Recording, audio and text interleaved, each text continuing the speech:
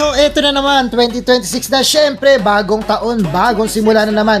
So ayan, abangan nyo ang Doro Banks ng Bataan, kasama na naman si Biyahe ni Bru. Maglilibot pa rin tayo dito sa Bataan at marami tayong mga bagong content. So eto na nga, abang-abangan nyo ang mga bagong videos na i-upload ni Doro Banks. Syempre level up na, nakita nyo naman ang Doro Banks t-shirt. Malay nyo sa mga susunod na gala ni Doro Banks, mamigay ng t-shirt. O diba? So ito na naman si Doro Banks, ang gala ng Bataan. Saan nga ba tayo? So nandito tayo ngayon sa Cabcaben. So ayan, sinundan natin kung saan merong bagong branch ang The Original Kabayan Pares Mami. So nakapunta ka na ba dito? Natikman mo na ba ang pares nila? Ay nako, kung hindi pa, tara na, punta ka na dito. Andito ngayon si Doro Banks gumagala. Ito na, nagbabalik na tayo with Biyahe ni Bru. So ito na nga, magandang gabi sa inyong lahat. Ewan ko ba, nagahang lagi si Doro Banks.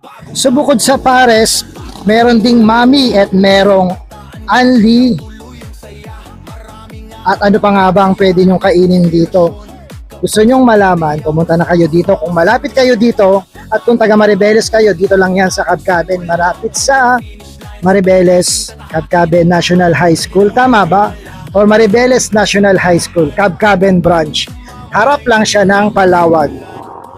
So kanina nag-ikot-ikot tayo at medyo pagod tayo at bumalik ulit tayo dito para silipin kung may kumakain na, at may kumakain na. At eto na nga si Doro Banks. Hindi ko alam bakit agahang naglalag. Gutom ba ata? Pero syempre, laban lang dahil nagbabalik na tayo sa pagbablog.